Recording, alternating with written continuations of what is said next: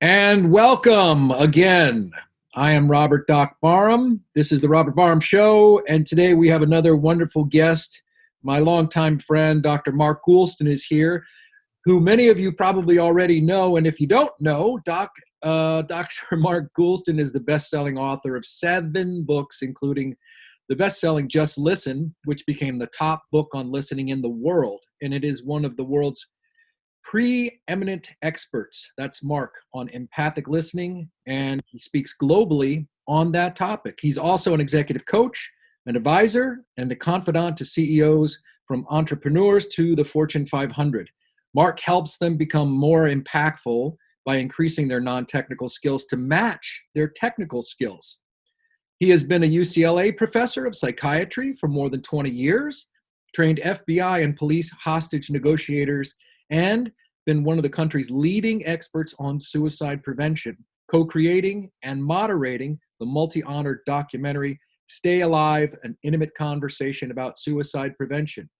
Mark hosts the podcast My Wake Up Call, where he interviews influencers like Larry King, Ken Blanchard, Norman Lear, and many others about wake-up calls that change their lives. If you want to know more about Mark, you can find him on the web at markgoulston.com. Mark, how was that? Was that all right? Welcome. God, who is this guy? I hope half of that's true. This guy does everything. I'm so happy to have you here today. Thanks for showing up, Mark.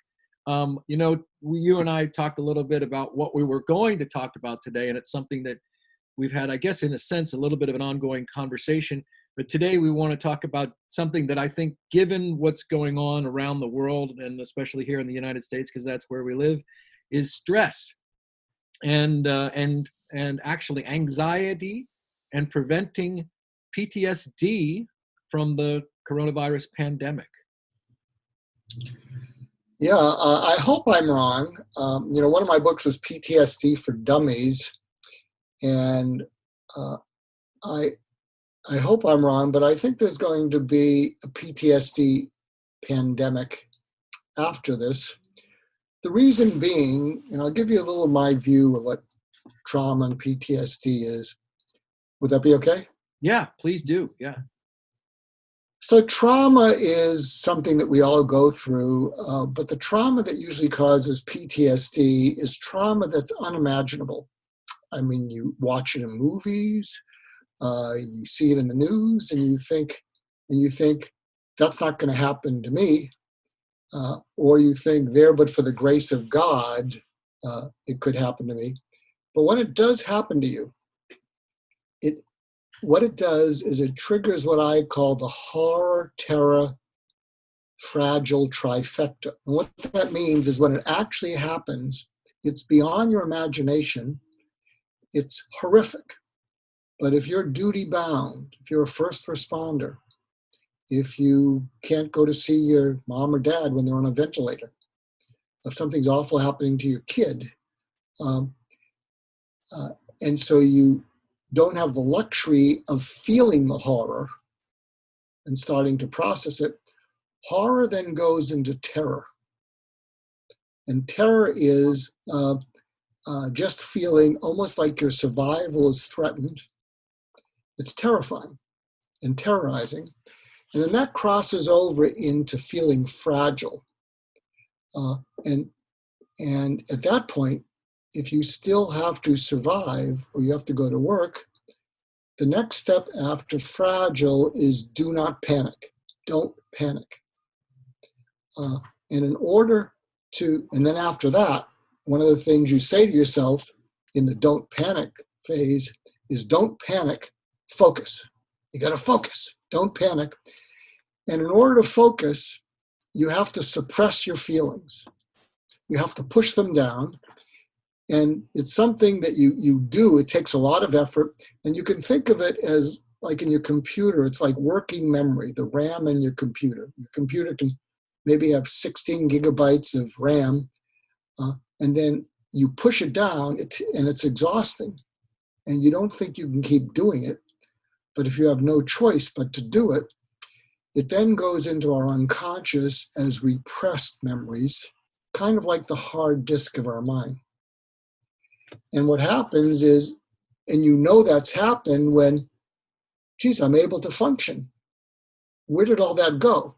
Oh, I guess I tuned it out. Really what happened is you repressed it into your unconscious, but it doesn't just stay there doing nothing. Repressed feelings, memories create symptoms, and we don't connect them. So we start eating, we start drinking, we start compulsive behaviors to give us immediate release and relief. And we don't necessarily connect those compulsive behaviors to the repressed feelings, and we can't because the repressed feelings are unconscious. Right. And so we keep doing that, and if we have to function, and then there's a period in which the danger passes. And when the danger passes, we feel safe for a brief period of time, because so consciously, oh, we feel safe.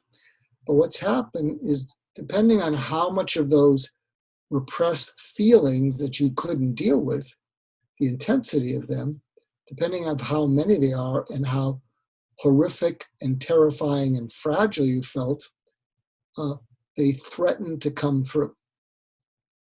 So post-traumatic stress disorder is threatening what Sigmund Freud had a term called the return of the repressed. And, and he did stuff like studying dreams, because in our dreams, what is repressed comes up. So a number of the symptoms of PTSD are nightmares, flashbacks, something called hypervigilance, because you're afraid if you lower your guard, all that repressed stuff is going to come up and take you down. So if something like a monster, so to speak, shows up in your dream, the monster is actually some sort of a symbolic representation of the repressed material that's bubbling its way up and trying to process. Is that essentially what you're getting to? Well, the dream is it's translating the repressed things into your dreams, and the nightmare is not so much processing, because it's a nightmare. It's a re-experiencing of the horrific and the terrorizing. Okay. So the suppression leads to repression, which leads to symptoms, which leads to the compulsivity. Is that correct? Absolutely, absolutely. And so, in fact, even though I wrote PTSD for Dummies, I've been trying to change the diagnosis of PTSD to what people actually live, which is what I call RTA. And RTA stands for re-traumatization avoidance. And what that means is, if you ask someone who's been through an awful trauma, and you'll be able to ask, sadly, these first responders, healthcare workers whose colleague died from it, sacrificing themselves. If you say to people months from now or years from now who have PTSD, if you look them in the eye and you say, God, you're so courageous, good for you that you got over it, they'll look at you and they'll say, I didn't get over it. I got past it. And if you say, what do you mean? They'll say, I'm not the same. I don't relax much. I don't feel peace. I feel exhaustion. I have some fun, but I don't feel joy. And then if you ask them, do you think you could go through it again? Many of those people will say, absolutely not. I don't know how I survived it the first time, but I don't think I could do it again. So when I've shared that with people with traumas and what's been called PTS now, they'll say, oh my God, that's my life. That's what I'm living. I live my life avoiding re-traumatization. And the re-traumatization is avoiding the refeeling of the feelings you never got to finish feeling. And this, if I could just for a moment, Mark, the traumatization, the PTSD, when you're talking about these psychological terms or principles of suppression, repression, things like that, these are actually attempts, in a sense, they're attempts to, in a sense, they have a positive side to them. I mean, it's to get you through. It is to survive. Is that right? But Yeah. it is, in a sense, they're survival mechanisms. What are the things that I have been thinking about, in addition to what you're saying, is that for every front line responder, for every essential worker like that who is experiencing some of this, the trauma and PTSD, they have family and they have friends who they interact with. And there is also displacement. And so it's possible that they could end up bringing their stuff home, so to speak. And now you create further complication in the family structure or in the network of friend structure. Is that right?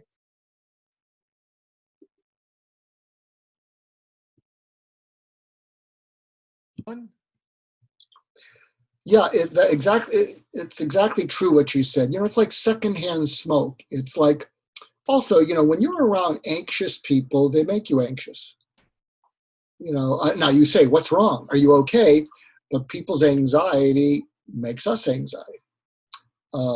People's depression threatens to make us depressed, and often we'll become anxious around depressed people because we don't want to be brought down. We don't want to drown with them in their depression. So you're exactly right. And what happens is when they come home,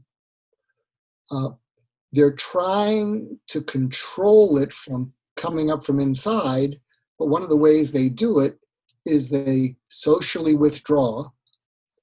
They're trying to lower the stimulus everywhere. And there's an observation that a friend of mine who had the trauma of his 14-year-old son dying by suicide 2 years ago, he said, you know, when you ask people how they're doing, and you get a sense they're like a teenager or someone who's having a rough time, and they say, great, they're usually good. But if you say to them, how are you doing? And they say, I'm fine, they're usually not. Uh-huh. They're often saying is, I'm fine, leave me alone, I don't want to talk about it. And what it is that they're trying to keep the stimulus from the outside down because they're trying to manage all the stuff that wants to bubble up from inside. So they try to shut down, and they're kind of betwixt and between. And so now you're asking, now if you're being anxious and worried and you're asking them and you're pestering them, excuse me, and you're pestering them, they're feeling pressured by that. And you are pressuring them because they're worrying you. So you may think, oh, I'm not anxious, I'm just worried. But your anxiety as the family member can be pressure on them from the outside while they're trying to keep what's pressing up from inside them, you know, from ripping them apart. Well, now actually, it leads to. I want to give people some tips because people probably heard enough of what I've said to say. So, what do we do? Can you make? Well, actually, can you go back just to for a moment and make a distinction or remake a distinction, if you will? There is fear, and there is anxiety, and they're not the same. So, can you say what the difference is between fear and anxiety? Well, specifically, yeah, fear usually has sort of a focus. And in fact, anxiety doesn't seem to have a focus. And so it's a little bit invisible. And to a certain extent, when people say the coronavirus is invisible, yeah, that causes fear, but it's also causes anxiety because we don't know where it is. Right. It has no location. That's right. And when I talked about the trifecta of horror, terror, fragile, and then you want to shut it down, what can happen with anxiety is it can become what's called free-floating anxiety. And free-floating anxiety feels like at any moment it can cause you to panic. It's just floating around in there, and you can't get rid of it. And so what will happen is we will focus our free-floating anxiety on something, and then we convert it to fear, and then we say, well, all we have to do is avoid that thing that we're afraid of, but that also can keep us focused on the wrong thing. So what happens is we're feeling anxious from an invisible enemy. Our anxiety becomes free-floating anxiety. If we become panic, we're going to freeze. So in order to avoid the free floating part of it, we will attribute it to something and say, oh, I have reason to be afraid. I think that person may have COVID. Okay. Now that we have like this distinction between fear and anxiety, how do you recommend, or what do you recommend, how you deal with your own fear? Meaning, like, for each of us who are listening, say me, the listeners, how do they deal with their fear and their anxiety? Well, I remember one of my clients years ago. She came in because she had a very well-known, beloved dad that the world loved. And she was very close to him. And she didn't think she could deal with it. What am I going to do? What am I going to do? And then she came in one day and she gave me one of the most eloquent quotes I've ever heard. It's in the top 5. And this, if you're listening in, this applies to you. What it comes down to is living with life never being the same again. Living with life never being the same again. You know, after 9/11, life was never the same again, but we learned to live with it. If you've had cancer, life is never the same again, but you learn to live with it. If you've gone bankrupt, life is never the same again. If you've gotten divorced. And so what I would suggest to people is remember times that you never thought you'd get through. Any time in your life. And try to remember it as clearly as possible and have it framed with, I never thought I'd get through that. And then remember it as clearly as possible, because the way you're positioning it is you did get through it. Maybe you never thought you'd get through a divorce, but now you're really happily married. Maybe you thought, geez, I'd never get through cancer, but the cancer either became cured or went into remission and you're taking much better care of yourself. But what you want to do is reframe the coronavirus pandemic as yet another thing that in the moment you say, how am I going to get through it? What's going to happen? Am I going to have a job? What's going to happen to me? How am I going to take care of things? All those things are scary and overwhelming. But if you can imagine, and this is what I might do as a therapist, you know, I'd hear people out and I would say, tell me about a time that you never thought you'd get through, but you did. And as I draw that out of people, it's what they're doing is they're reliving similar times in their life that they got through that they never thought they would. And then what you can ask yourself is, what enabled me to get through? And you can remember. I'm very big on showing gratitude to people who were there for you. Yeah. There's something about remembering people who really helped you get through. There's something about feeling gratitude towards that person, whether they're alive or dead, feeling gratitude. And I think why that helps is because something else that I talk about frequently is the extinction of something called oxytocin in society. And so when you're feeling grateful that someone helped you, and you're remembering how they helped you, you're remembering how they cared about you, you summon up oxytocin in you. And oxytocin is a hormone related to relating. It's something that young mothers have that causes them to bond to their screaming kids instead of, wanting to shake them. And what a lot of people don't know, and many of your listeners don't know, you can look it up, is oxytocin counteracts high cortisol. And high cortisol is a hormone that is released when you're under stress. And when cortisol goes up, it kind of triggers a part of your brain called the amygdala. And your amygdala is kind of like the emotional point guard in your brain. And when it gets over agitated by too much cortisol, what happens is it causes blood flow to go preferentially to your lower brain which is your survival brain. So you engage in fight, flight, or freeze.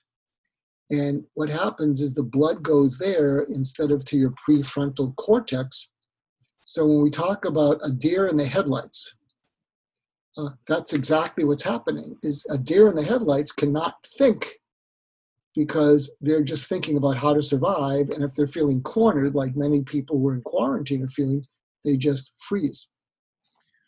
And so high oxytocin counterbalances high cortisol. And I'll give people a tip that they can use.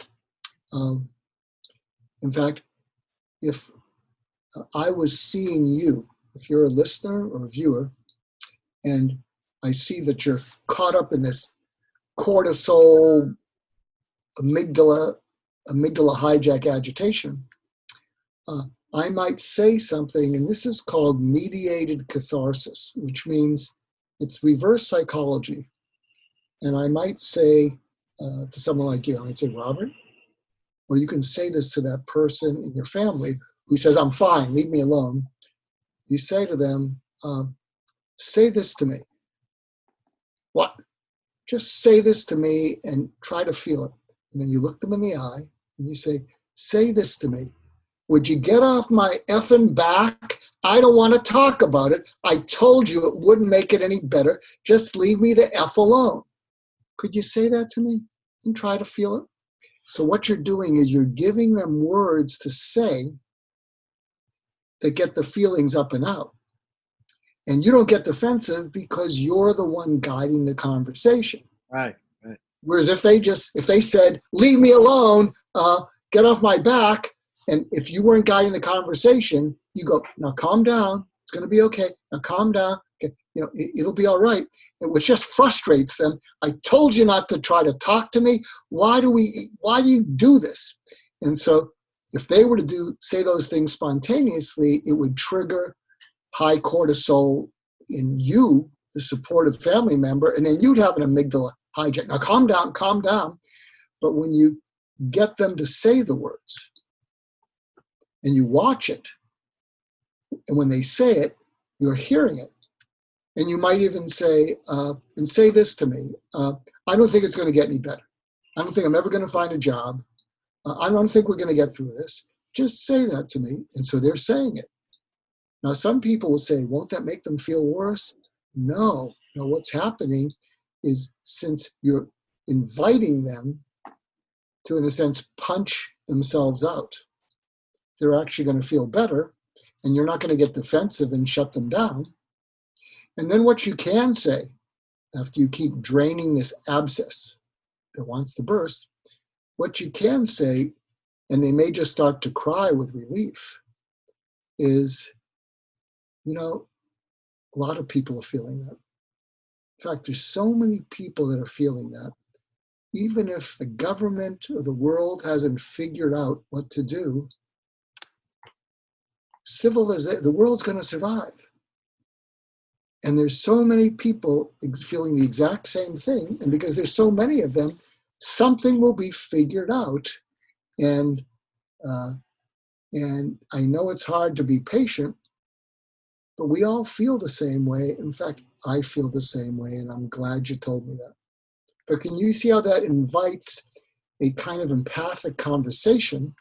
Sure. Yeah, that sounds like that's really helpful. It's a step-by-step, and it's like a very powerful and authentic series of reframes where, at the end there, the person is no longer isolated and alone in their experience. They now have been, you've informed them that they're not alone, which is the fact. They're not alone. There are others just like them who are having their experience, and it's okay. And like you said, and they will get through it. It's interesting how, for me, I found a couple of reframes that were really helpful that seemed to be in alignment with what you're saying. And that is that I remember reading in science about quantum physics, and that below the molecular down to the atomic level, everything is changing all the time. Every single second, everything is changing. But because we have these five senses that tend to observe things and make them solid, so to speak, those are part of the limitation of our senses. I really like this statement, and it was, things are not, what is it? Change is thinging. And I like that because it stopped me in my tracks and it made me go, what? And I had to think about it. And what it meant was that things are not changing. The primary state of all things around us is change, because it's energy that's constantly changing all the time. Even if you're looking at a solid object, it's changing in every second because of what it's made of. So it's an interesting reframe for me from the place of science. And then there is an interesting correspondence in the world's different religion, like in Buddhism, where it talks about impermanence, that impermanence, things are not permanent, things do change. And if one can sort of practice taking on that belief, it allows for the acceptance of change during the course of one's life much more easily and readily. Do you agree with that? Oh, yeah, absolutely. In fact, you just reminded me of something, and this is a slightly different audience. But I recently did a presentation, a webinar to a group of entrepreneurs, and there was one entrepreneur who stood out. It was a young woman, and you could tell that she was going to thrive, and there's a good chance that the other people would make it through. And it was interesting. I said to the group, I said, it's clear that you're all admiring this young woman. How would you like me to break down how to think like her? She thinks like a Steve Jobs. She thinks like an Elon Musk, and she thinks differently than the rest of you. So they all wanted that. And I said, what she has is she sees the unknown as an adventure she wants to undertake, as opposed to something that's going to bring her down. And I said, what she has is she has a joy of discovery. She likes the unknown. And she also has a quality that a late mentor of mine, a fellow named Warren Bennis, which he lifted from a playwright named Saul Bellow. And I said, she's a first-class noticer. And noticing is different than looking, watching. When you look, watch, and see, you're an observer. And so what happens is, as the unknown comes towards her, she notices possibilities. She doesn't try to stuff it into the company that she has, or how are we going to sell our inventory. What happens is she just notices things. And so if you can see the unknown as revealing things to you, if you care to notice them. So for instance, if you're like something you may notice, and I was actually interviewed about this, and I have a podcast called My Wake Up Call, and a lot of people are having wake up calls while they're in quarantine. And I was interviewed about how do you stay awake after the pandemic, because some people are waking up to things that are important to them that they'd forgotten about. Maybe relationships, maybe connecting with people, as opposed to let's just keep busy, let's just keep running. And I was interviewed by someone who said, how do you stay awake? What if you're noticing some important things?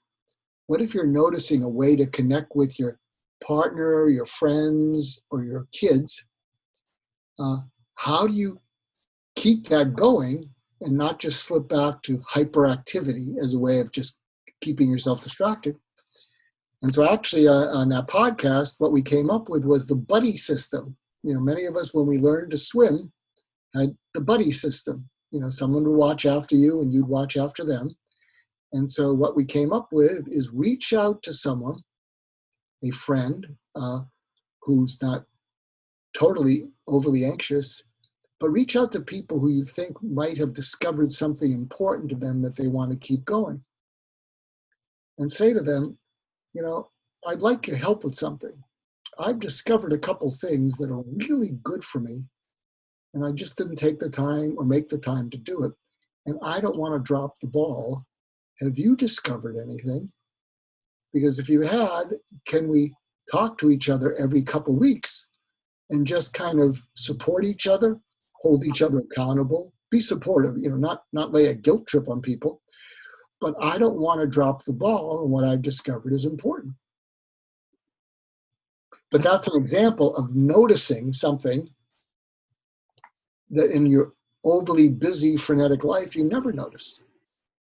Well, one of the things that I have learned to do, and I agree with you. I think that's really nice, is that when it comes to this sort of material coming up, like the PTSD material that we've sort of suppressed and repressed, and it starts to manifest. One way of thinking about it is as a kind of some shadow material, like psychological shadow.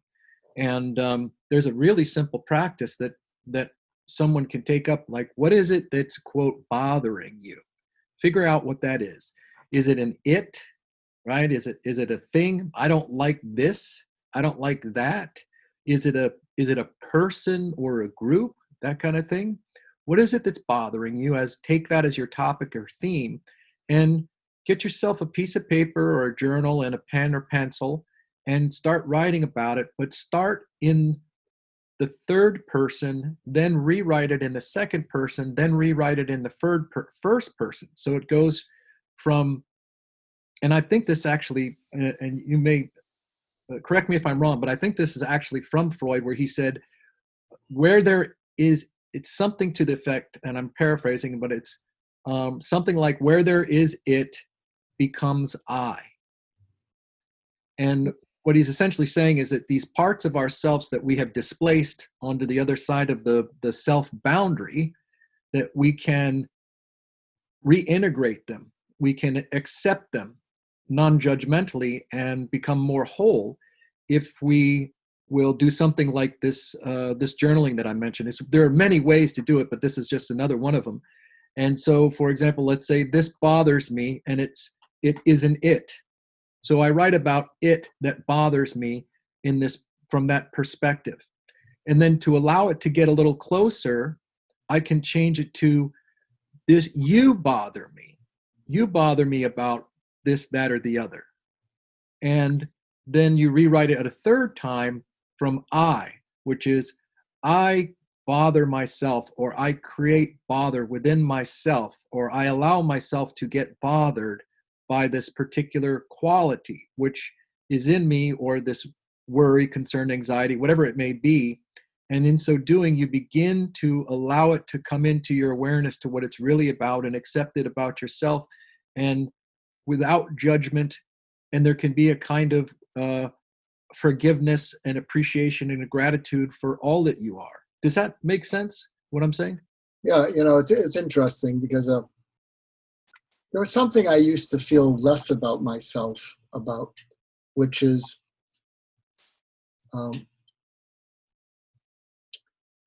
insight never really seemed to help me. I mean, it'll give me an understanding, because at my core, I'm not an I, I'm a we.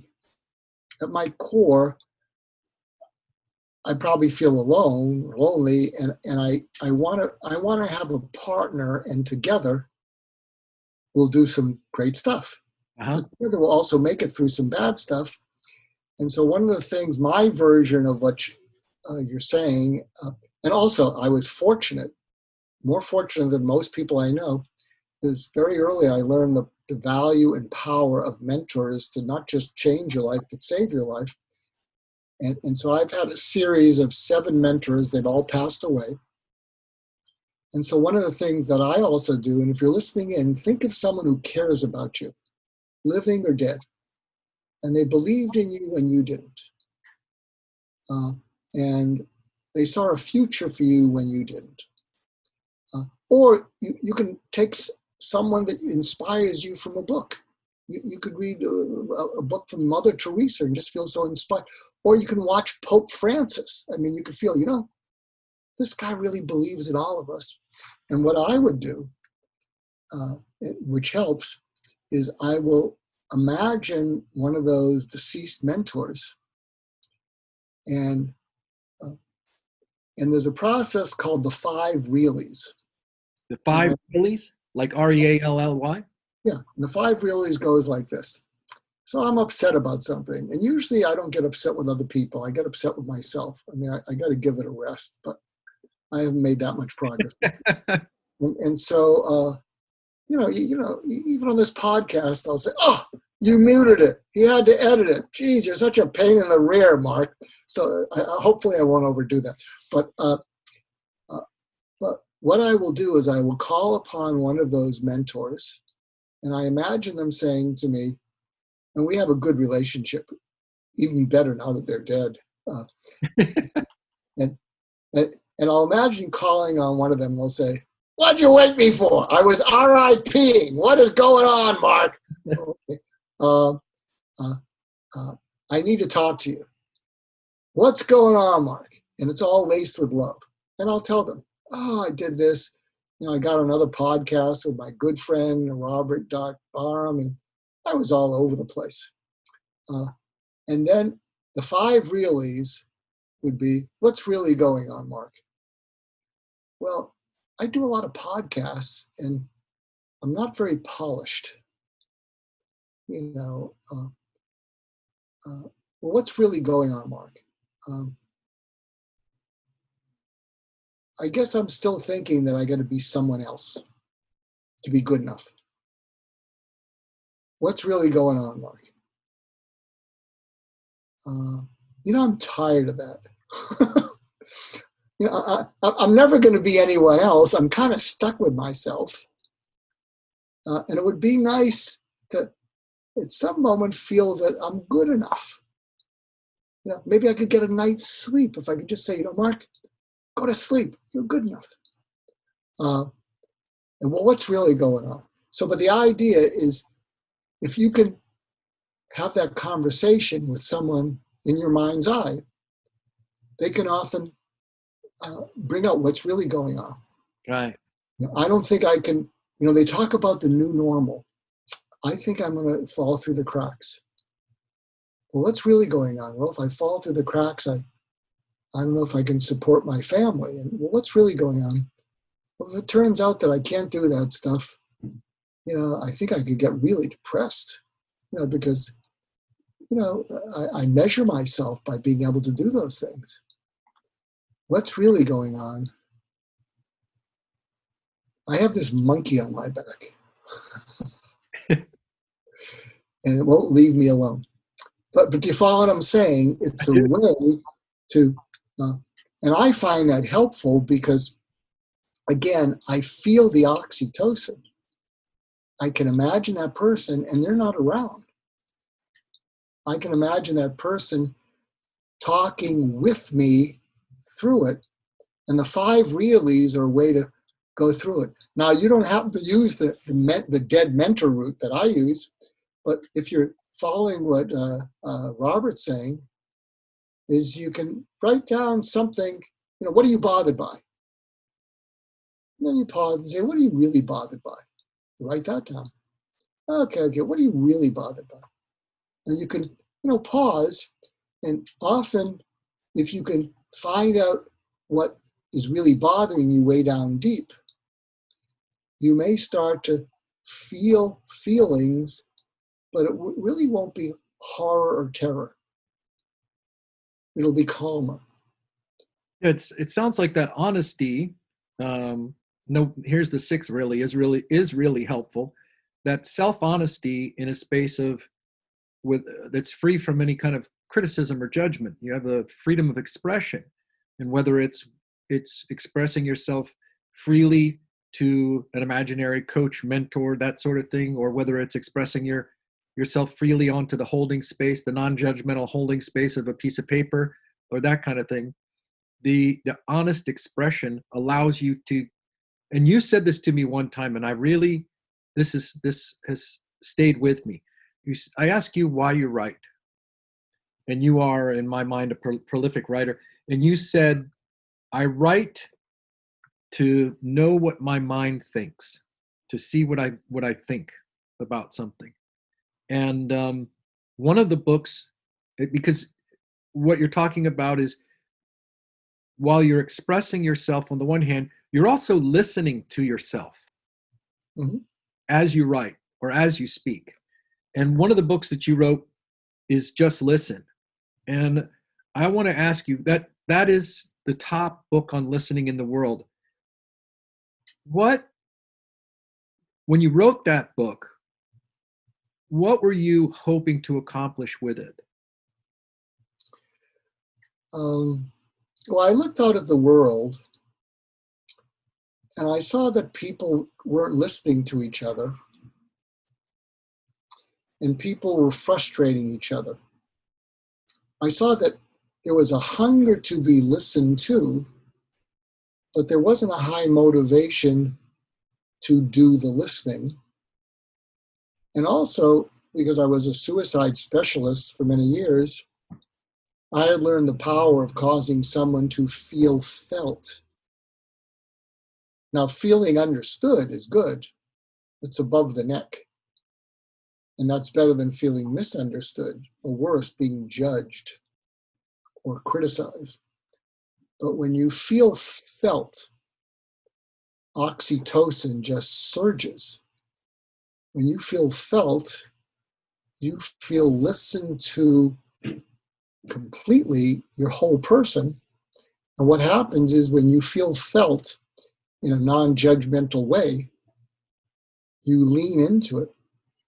In fact, people collapse into it, sometimes crying. I remember there was a woman I was seeing years ago, a hard-driving woman and high achiever. And I said to her, I said, I think I've discovered what you're afraid of, and it's not being criticized, judged, or controlled. She looked at me like, what? I said, you don't like those things, but you've had experience dealing with them. You get hurt, you get angry, you get, sullen, you have some pattern to deal with it. I said, I don't think that's what you're afraid of. She looked at me like this. Yeah, so what am I afraid of? And then I looked at her and I said, I think what you're really afraid of is feeling unconditionally safe, loved, and there is nothing you can do to earn it, and there is nothing you can do to lose it. And she looked at me and she went, oh. And then she just started sobbing. She didn't know where it was coming from. And then she even sort of collapsed on the couch, and she cried for a while. It was like an outpouring of some deep abscess. And rather than knowing I was upsetting her, I was relieving something, and she cried. And then she got up, and her eyes were bloodshot, and she had a big smile. And she said, you just hit a nerve that goes beyond anything I can even imagine. And she said, you're right. She said, all my life, I've been sweeping things under the rug out of fear, and I've never felt safe. And I'm afraid that if I could really feel unconditionally safe and loved, that the pain of a lifetime would just start draining. And I know intellectually it could maybe help me heal, but there's so much of it. I have this fear that it would just wash me away because there's just so much of it. It's all I've ever known. So I don't know if that gives you sort of a sense of the power of feeling felt. And so I wrote Just Listen because we can heal each other if we listen into people with no judgment, with no agenda, with total safety. And I am telling you, people collapse into it.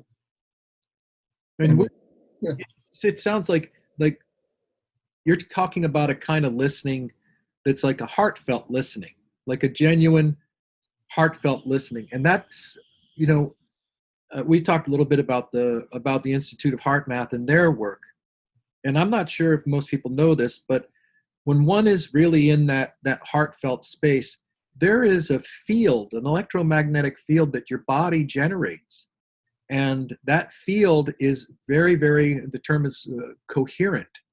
And Mhm. if you were to look at it on a computer, it would look something kind of like a sine wave, like a series of hills and valleys that's very smooth and flowing. When someone is in a lot of fear and anxiety, that graph would look a lot more like a jagged sort of stock market up and down, jagged line like that. And that's called being very incoherent. And when someone sits in that space of kind of unconditional listening, that heartfelt listening, that sounds like what you're talking about, there's a silence there that is tangible and palpable, and it's like a holding space for that person, is how it seems to me sometimes. And certainly in talking with you and the many conversations we've had, that's how it can occur to me. And I'm reminded of, like, I think one of the most powerful scenes in a film that I've ever come across. It's such a sweet example of the kind of listening that happens in silence and that non-judgmental silence. Do you remember the film Little Miss Sunshine, where the little girl wants to be part of the beauty pageant for young girls, and they decide to pile into the van and drive out to the competition, and she's this adorable young girl, and she has an older brother, and he is maintaining this silence, but he finds out along the drive that because he's colorblind, that he will never be able to be a fighter pilot. And so I think his name is Dwayne. He has a meltdown and starts screaming and yelling and pounding the inside of the van. And they are asking, "What's wrong? What's wrong? What's wrong?" And he's just screaming and yelling and not answering. So they pull the van over, it's a VW van, and they slide the door open. He gets out and he runs. They pull over on the side of the road. He runs down this ravine sort of into a valley, which I think is a nice visual metaphor too. And he screams at the top of his lungs, just ah, like that. And then he plops himself down on the dirt and sits there. And the parents try to talk to him without any success. And then I think her name, the young girl's name is Alice, I think. I could be wrong. Anyway, what she does is she trots down the hill, and she has her little pigtails, her ponytails, and she sits down next to her brother, and she's several years younger than him, and she places her arm around her brother, and she doesn't say a word. She says absolutely nothing. She doesn't say it's going to be okay, it's how are you doing, anything like that at all. She just sits there and is totally and completely with him where he's out at. And there is this communication that occurs totally non-verbally, and he finally says, "Okay, I'm ready to go now." And then the two of them get up and they move back up to the van and they move on their way. But that one scene really encapsulated to me the power of heartfelt and non-judgmental listening. That's And I one. think, yeah, and your book I read your book several years ago, and it has some wonderful information in there and advice and tools and techniques. It's filled with that kind of stuff. It's an excellent book. And so I thank you for it. I want to know, Mark, you have Wake Up Calls is a show that you have. It's one of your podcasts. You're talking with people about their wake up calls. Is there something that you've really discovered that is most important about you that you could share? That you haven't already shared? It's new to your listeners. I just feel like I've shared this story so many times. I'm almost done with it. I dropped out of medical school twice. And I think I had untreated depression or not treated well or whatever. And I was passing everything, and miraculously. And the second time I dropped out, the medical school wanted to kick me out. In fact, I met with the dean of the school, who's about finances, and I can understand it. From his point of view, this guy dropped out once, he comes back and he's dropping out again. Let's cut our losses. We're losing money on him. I can understand that. And so I met with him, and I don't remember the meeting. And in retrospect, and for a while I held a grudge against him, but I realized he sent me over to the dean of students, who cares about people, the students. And he was probably thinking, yeah, let's cut our losses, but I don't want him to kill himself. So he referred me to the dean of students. That's probably my first mentor, because the dean of students basically was the one who told me the medical school is asking you to withdraw, which is a euphemism of, they want to kick you out. They want to cut their losses. And he said it in that holding space like a character in Little Miss Sunshine. And it just hit me it's almost like a gunshot wound to the gut. And I started to just cry. And it was just raw. And he said, you didn't mess up, but you are messed up. But if you got unmessed up, I think the school would be glad they gave you a second chance, because you have something in you that we don't grade in medical school that we should. And what you have in you is very important, and the world needs it more than you know. And you won't know how much they need it until you're 35, but you have to make it till you're 35. And I was just sobbing. It was unconditional safety, because at that point I felt like I couldn't do anything. So it's pretty unconditional. And he said, even if you don't become a doctor, even if you don't do another thing the rest of your life, I'd be proud to know you, because you have this goodness that the world needs. And I'm just sobbing. And he said, you deserve to be on this planet, and you're going to let me help you. So he went to bat for me against the medical school. He stood up to the head of the school. And so I think the idea that someone would reach in when you feel like you're worth nothing, and they would see a future for you, would see that the world might value you, and then go to bat for you at their own expense, it flipped a switch in me. So I think part of my being a suicide specialist was I was just paying it forward. I would see the good in people and not give up on them. Maybe come up with solutions, but I would try to keep them company in the dark night of the soul, like that character did in Little Miss Sunshine. So I think that was the wake-up call for me, and it changed the whole arc of my life.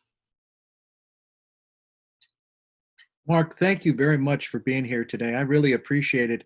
My guess is that I know you're a best-selling author. My guess is that you're probably working on another book or two right now. But if someone wants to get in touch with you, you're available in a number of different places on the web.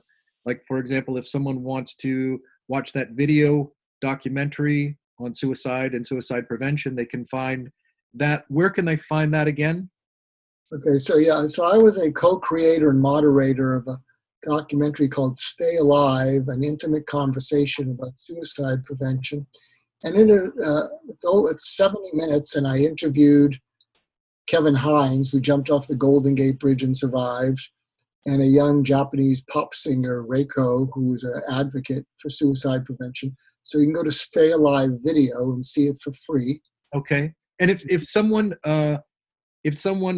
wants to reach out to you on the web somewhere or online, what are some of the places they can reach you? I know that, for example, if they go to Amazon, they can actually find your books there. but where else can they go to find out and keep up with you? Well, the best thing is markgoulston.com, Goulston.com. So I've redone that website. So rather than hiding from it because it was an eyesore before, actually, I think, okay. And I write frequently. If when this goes up, I'll put that up on my website. So if you go to markgoulston.com, you can find a lot about me. And there's also, if you click on the contact click in the menu, it'll send me, a message from you. Now, I need to say, I don't directly do suicide prevention work one-on-one with people. I'm a retired doctor, which means, I'm not currently licensed. I'm licensed, but not to treat people. But that said, I will work with groups of parents and counselors and therapists because I know a little bit about, getting through to people. Actually, someone who reached out to me, a fellow named Jason Reed, I mentioned him and his son, he was on something called Goldcast, and Goldcast does these short videos, and they have millions of views. His Goldcast video has, I think, 7.5 million views. But he created a video. If you look up teen mental health during quarantine on YouTube, teen mental health during quarantine, and you'll see, a title that looks like that. So what Jay did is he put up his Goldcast 9 or 10 minute video where he spoke to entrepreneurs about how he blew it with his son. And then for about 25, 30 minutes, I'm speaking about how do you get through to your family member. So they can find me there. Excellent. Mark, thank you so much for being here today. This was really an enjoyable conversation with you, and I hope that you'll come back again.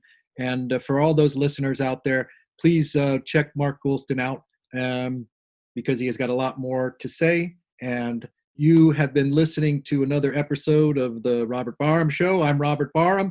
Today we were here with Mark Goulston, and you'll be able to find us on Fairfax Public Access Radio Fairfax at www.fcac.org. We will meet again.